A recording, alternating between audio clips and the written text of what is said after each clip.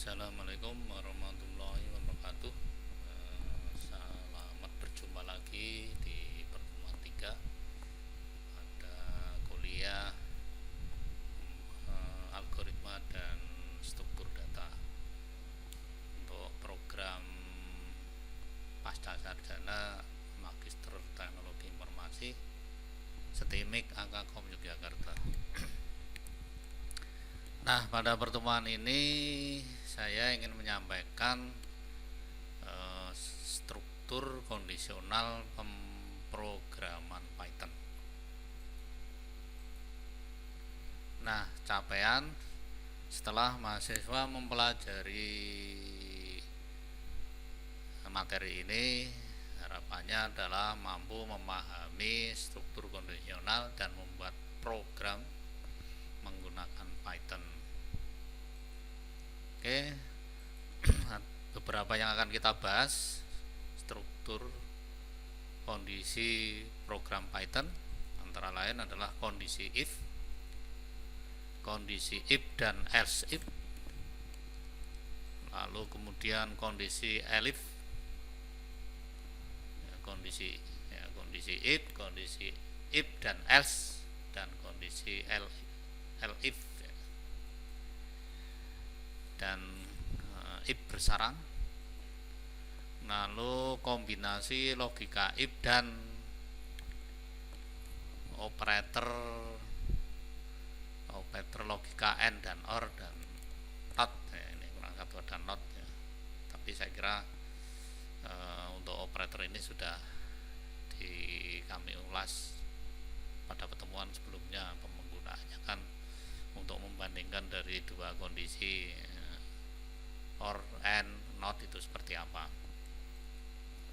Nah, kondisi Python dan pernyataan if.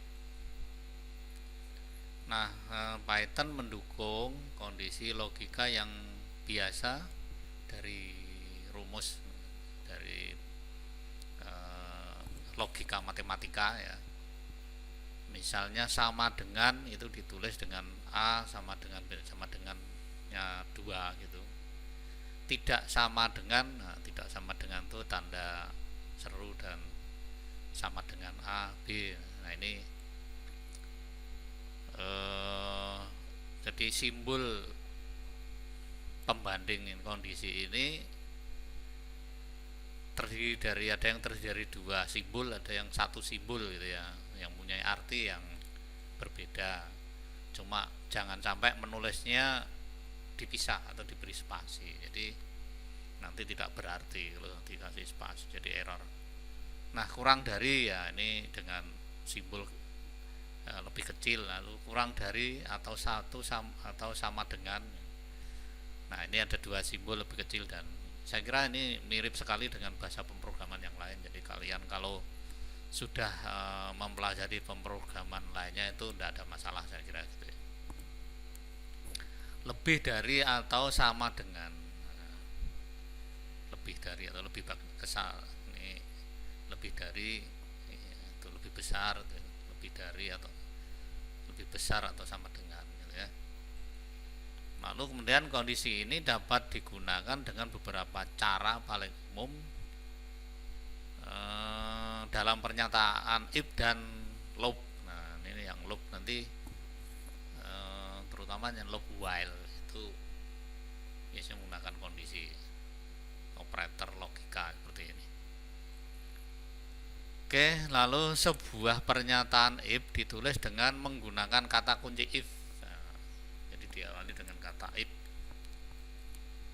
Lalu pernyataan if untuk satu kondisi pilihan jika benar. Nah, perintah if akan memeriksa jika if benar, blok proses di bawahnya akan dikerjakan. Kalau salah, lewati atau dilewatkan. Sintaknya adalah if kondisi. Nah, ini harus dikasih titik 2 blok proses. Jadi nanti blok proses ini kalau lebih dari 1 baris itu ciri khasnya di Python adalah paragraf, ini penulisan indentnya ini ya, indent. sampai nanti di bawahnya tidak rata. Ini yang sebelah kiri ini, misalnya diawali dengan sekian karakter dari tulisan if, ini harus sama nanti. Tapi kalau ini hanya satu, ya kita tulis satu saja. Nah, secara logika digambarkan seperti flowchart seperti ini. Jadi mungkin mengingat algoritma waktu belajar di S1 dulu ya, ini flowchart itu kan ada masukan, lalu dicek, lalu kemudian kalau salah else, ya, salah ini lewati, jadi tidak ada proses lagi. Tapi kalau benar ada proses. Ini if saja tanpa apa-apa gitu ya. Contoh misalnya umur Ani 18, umur Andi 20.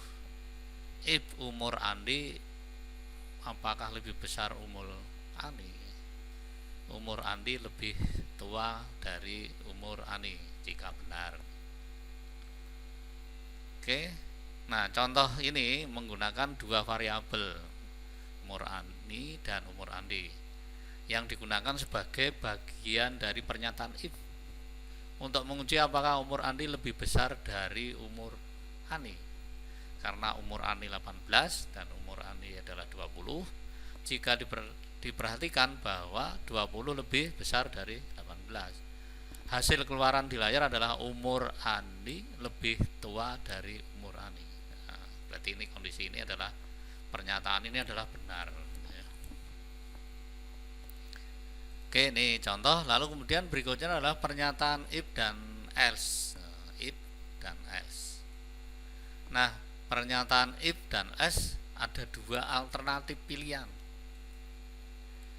Jika kondisi if benar, maka kerjakan blok proses di bawahnya. Jika salah, akan dikerjakan oleh kondisi else.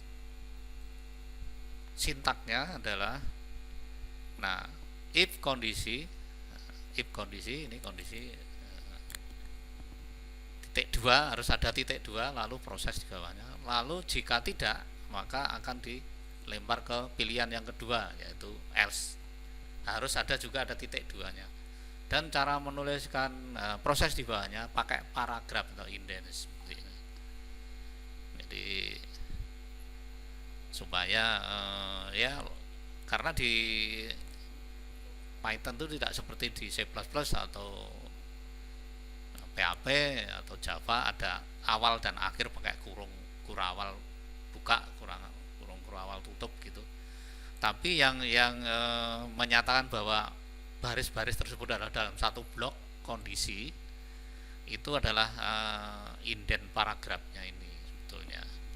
Jadi hati-hati nanti dalam meletakkan, mengatur program menjorok itu maksudnya dari atas itu dia berapa karakter gitu ke samping kanan, itu harus hati-hati, itu jangan sampai nanti berbeda-beda dalam satu blok. Itu mesti akan diberi komentar error nanti ketika kita kompilasi gitu ya. Lalu logika flowchartnya itu, nah ini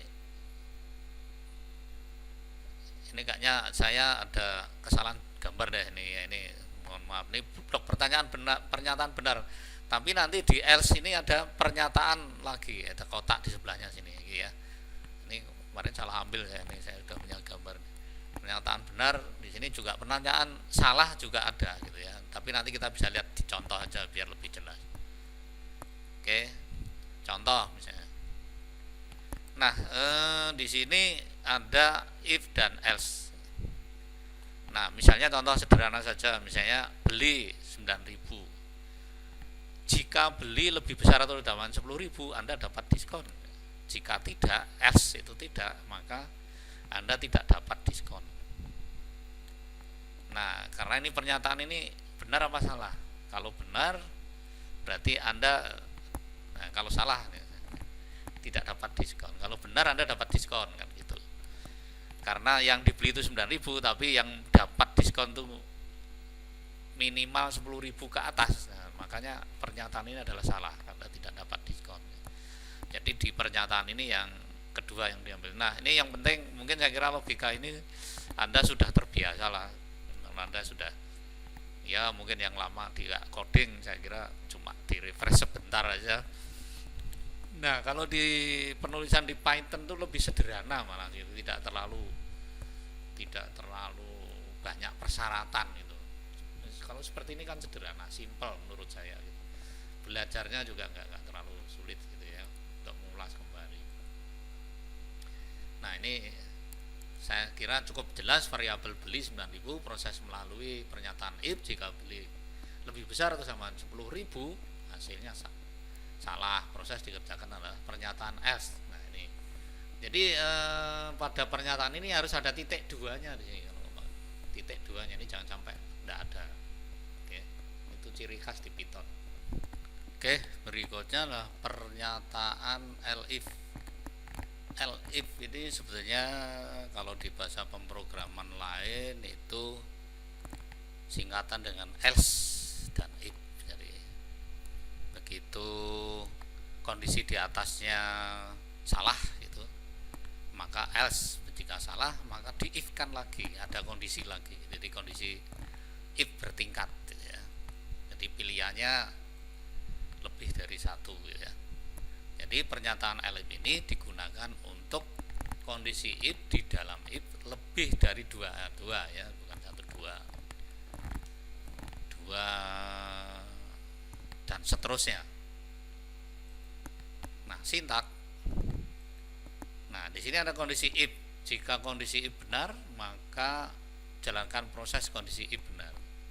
Jika salah maka di if kan lagi, else if kondisi, ada kondisi lagi. Jika benar dikerjakan, jika salah maka dicek lagi pakai if lagi dan seterusnya. Nah yang di akhir itu else, itu biasanya kalau di atasnya tidak ada yang benar, itu else itu biasanya secara default diambil di terakhir gitu ya. Nah gitu. Oke. Nah kalau digambarkan dalam flowchart, misalnya ini ada kondisi benar, kerjakan di bawahnya ini. Kalau salah dia dicek lagi apakah yang kedua jika benar maka dia kerjakan pernyataan di bawah. Kalau salah kerjakan lagi. Dan ini saya kasih titik-titik karena ini bisa saja bertingkat sampai ke n gitu ya. Jika salah maka ini yang pernyataan yang terakhir. Nah ini if nya lebih dari 2 gitu. Lebih dari 2 ya. Misalnya seperti itu. Oke. Contoh. Nah, misalnya di sini ada kasus ya. Misalnya kalau nilai itu lebih besar 80, itu nilainya A. Lalu kemudian 65 sampai 79 ya, nilainya B. Lalu 50 lebih besar 50 sampai 64 itu nilainya C. Lalu 40 sampai 49 ya nilainya D. Lalu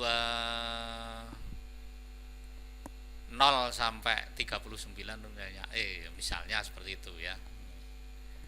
Nah ini saya melibatkan input, jadi orang bisa memasukkan, lalu kemudian nanti setelah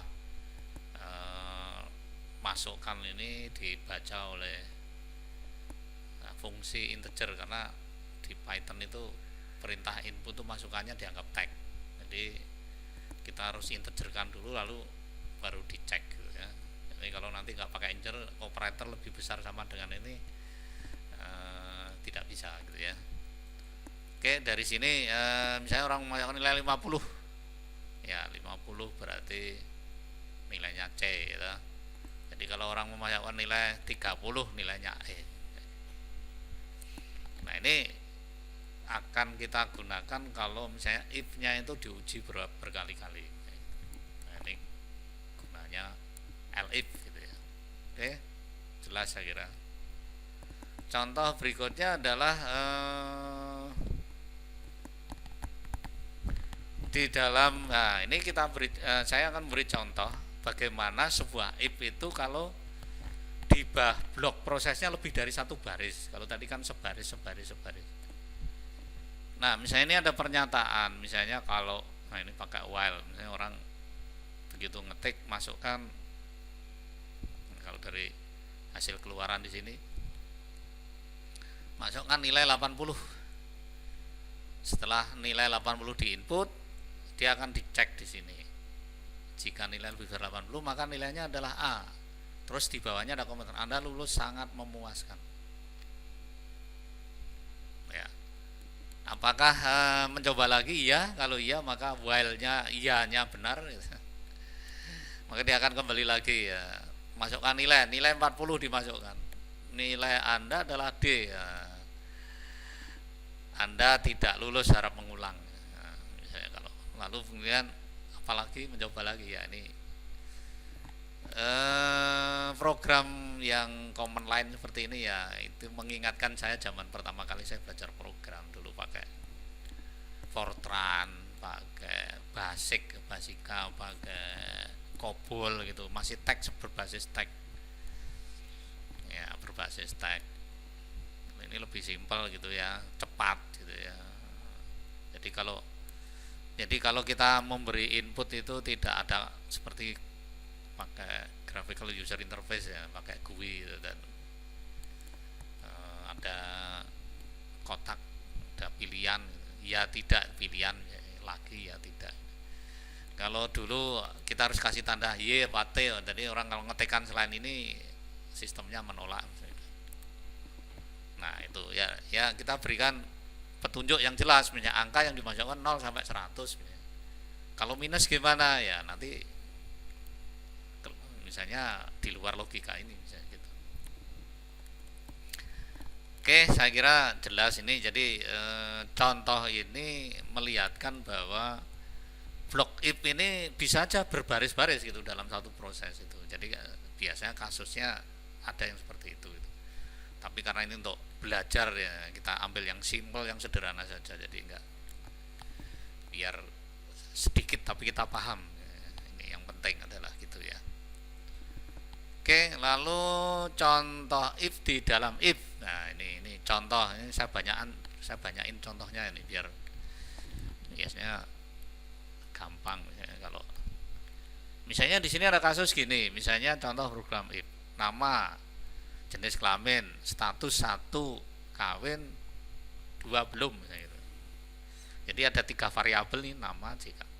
Nah jika JK itu jenis kelamin laki-laki, statusnya 1, maka sistem akan menentukan bahwa karena dia laki-laki, statusnya udah kawin ya bapak gitu ya, pak gitu ya, dipanggil pak ya.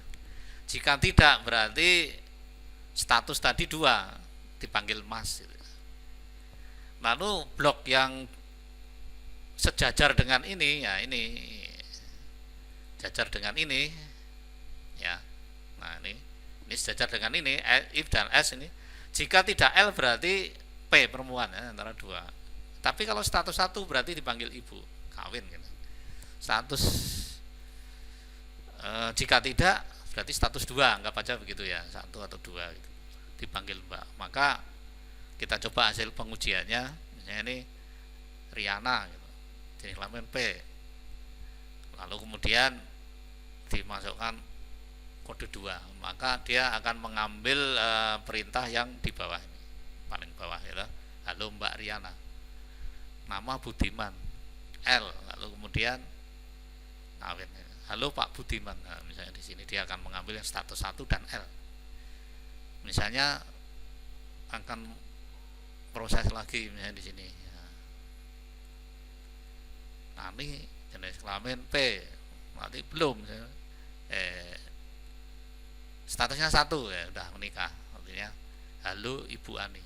Nah, ini jadi kalau kita perhatikan di sini seolah-olah sistem itu pintar tahu gitu, padahal itu dia akan mengecek berdasarkan nilai variabel yang diminta itu, dia terus kemudian ada rule, jika ini.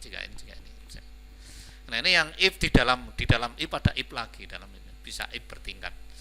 Nah ini hati-hati juga di dalam pemrograman Python itu, kalang atau blok itu menggunakan paragraf atau indenasi gitu ya, paragraf seperti ini. Jadi hati-hati dalam menerapkan paragraf. Jadi mainnya paragraf. Setiap blok proses itu diakhiri dengan titik 2 seperti ini, awal, maksudnya awal berproses di awalnya. Ini menyatakan bahwa ini berprosesnya gitu. Oke, lalu kondisi if dan operator and. Nah, kadangkala memang kita butuhkan operator logika adalah operator yang digunakan untuk operasi logika.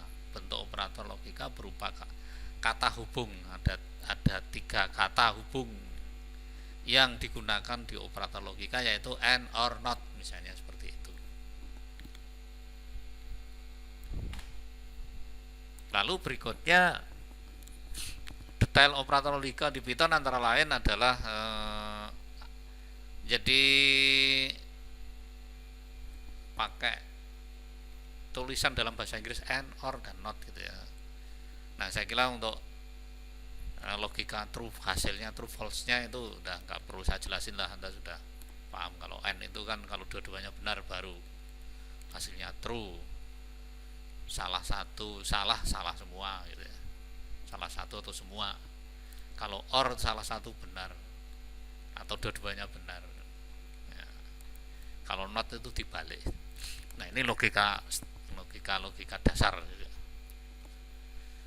Nah, memang kadang-kadang kondisi if itu ada penggabungan dengan operator and, or, atau not gitu ya, penggabungan gitu.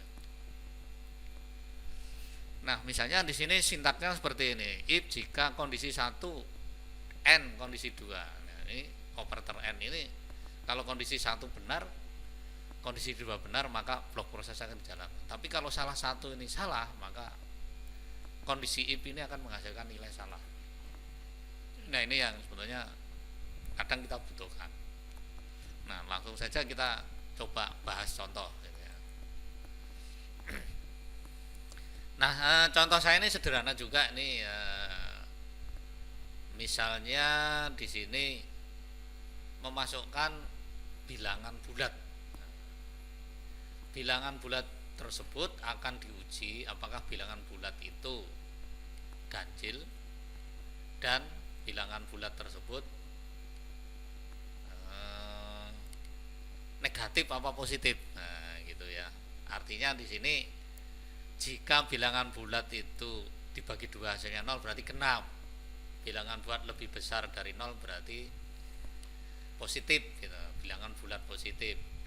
Pengujian berikutnya bilangan bulat sama dengan dibagi 2 sama dengan 0 dan dibagi bilangan bulatnya lebih kecil dari 0 berarti bilangan bulat negatif gitu ya. Nah, ini kayaknya ini yang kasusnya nanti kalau bilangannya 0 itu jadi apa gitu. Ini kelewatan saya gitu ya.